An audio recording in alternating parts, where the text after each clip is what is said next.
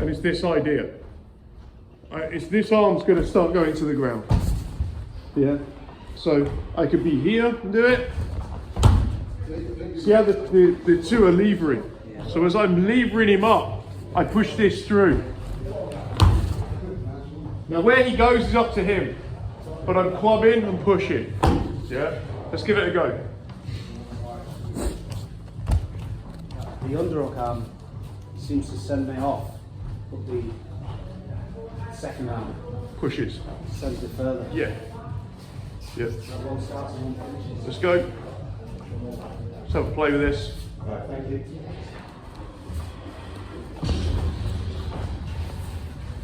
So every time I feel you go to push, I want to move you. Go. Sorry. Go to pull that arm up. And I rotate. And it's this, the arm crossing the centre line causes a lot of problems. And it's just bump and switch really. It's kind of like bump and switch. You just end up taking that arm underneath it.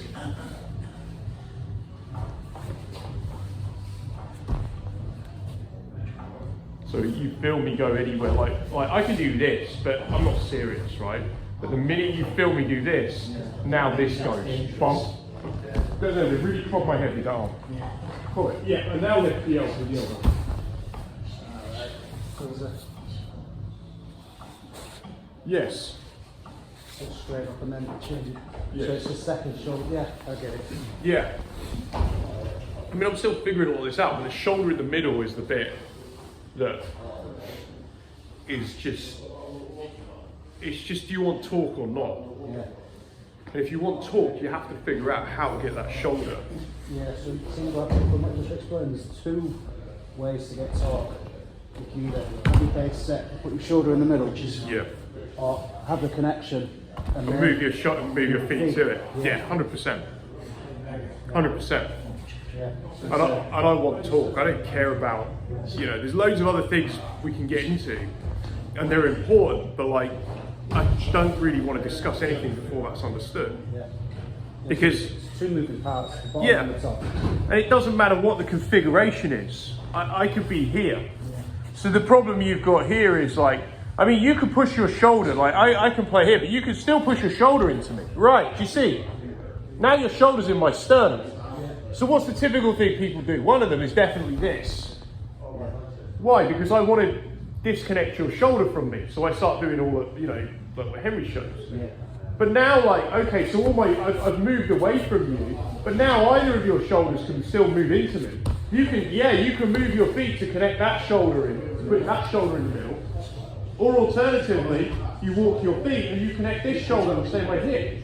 And you start to cross the middle. Yeah. I'll bump the shoulder. Right? And I'm either ended up here, or I try and connect to you and you'll roll me.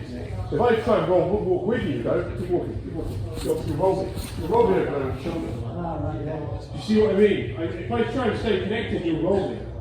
Yeah, so I'm kind of like imposing unwanted torque on you Yeah. to make the shoulder roll. Yeah. Yeah. Yeah. So could you say there's intentional torque from the person who wants to create torque, and unintentional torque from the person What, who's you feel me? Yeah. You Yeah. throw yourself. Yeah. You see what I mean? You throw yourself. You shoulder roll.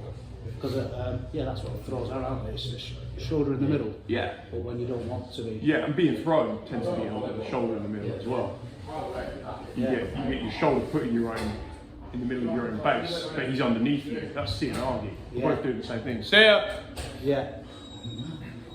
We're both doing the same thing. Drops underneath it. That's. So time guys. So Lee was just saying, I think this is the key bit. This is why language is so important.